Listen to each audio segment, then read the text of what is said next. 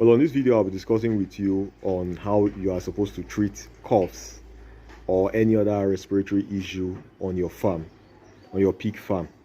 Because in this subject today, we'll be discussing more on pigs. Of course, every animal in farming are mostly going to also be subjected to cough, like the chicken and the rest. But today, we'll be discussing majorly on the pigs. If you are new to this channel, please click the subscription button quickly.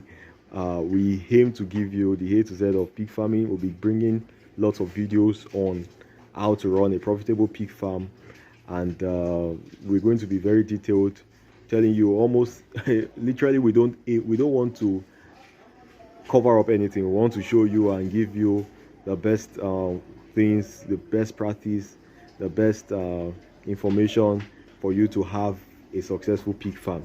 Many farmers are dealing with